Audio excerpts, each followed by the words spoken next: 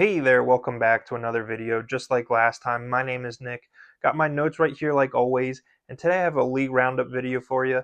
It is not on the SPHL. I'm sorry if you're looking for those videos. I've decided to put a pause on them for the time being. I have decided to pivot to the PWHL, the Professional Women's Hockey League. We're going to keep the format the same. We're going to do the league standings, and then we're going to do the league leader in stats, and then I'll go over some games at the end. But let's get into it. Coming in at first this week, we have the Boston Fleet with a record of 6 wins, 0 overtime wins, 0 overtime losses, and 1 regulation loss for 18 points in the standings. The Montreal Victoire find themselves in second place this week. They have a record of 3 wins, 1 overtime win, 0 overtime losses, and 1 regulation loss for 11 points.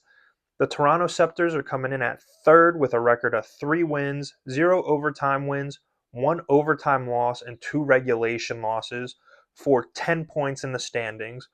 In fourth, we have the Minnesota Frost with the same exact record as the Toronto Scepters. 3 wins, 0 overtime wins, 1 overtime loss, 2 2 regulation losses for 10 points in the standings. We have the Vancouver Golden Knights coming in at number 5 with a record of 2 wins, 1 overtime win, 0 overtime losses, and 4 regulation losses for 8 points in the standings.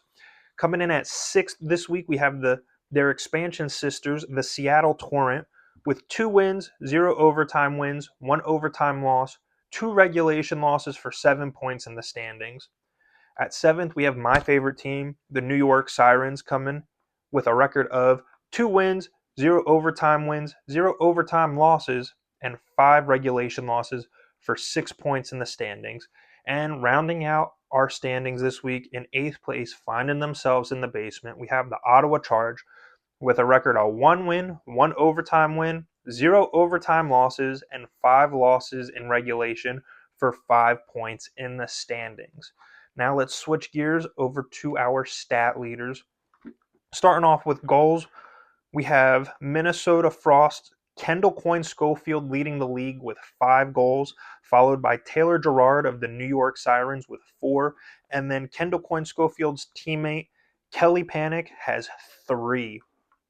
Looking at assists, Minnesota Frost Britta Curl is leading the league in assists with 6 points, followed by the formerly mentioned Kelly Panic, also of the Minnesota Frost. She has 5 assists. And rounding out this category, we have Hannah Bilka of the Seattle Torrent with 4 assists on the season so far. Looking at overall points, Kelly Panic of the Minnesota Frost is leading the league in points with 8, followed by teammate Britta Curl, who is tied with 8. And then we have Boston Fleet's Megan Keller coming in with 7 points.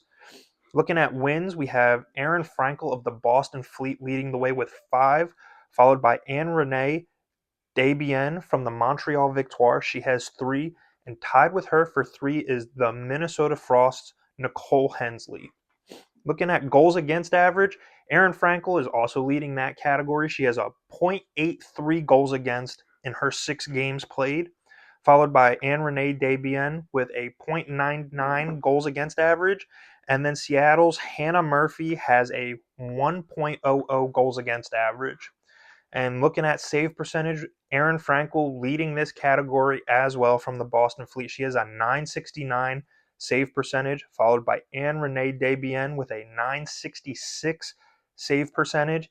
And Boston Fleet's second goalie, Abby Levy, has a .963 save percentage. And then 2 of the games I want to highlight from this past week or so, we have the Takeover Tour kicking off in Halifax on December 17th. It was between the Montreal Victoire and the Toronto Scepters. The Victoire would take that game 2-1 in a shootout. And then on December 21st, we had the second takeover game of the season being played in Chicago. It was between the Ottawa Charge and the Minnesota Frost, and the Charge took that game 3-2. They won in overtime. The next 2 stops on the Takeover Tour will be December 27th in Edmonton in a game between the Minnesota Frost and the Vancouver Golden Knights.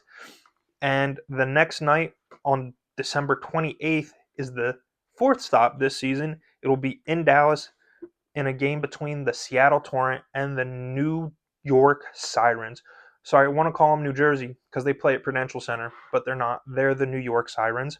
So I like the takeover tours. I think we get a good idea of where the PWHL will be expanding through the takeover tours. I mean, just look, it was Seattle and Vancouver last year that had like the crazy atmosphere turnout for their takeover games, and then they get an expansion team the very next year. So I think we will be able to tell where the next two expansion teams are coming from this takeover tour.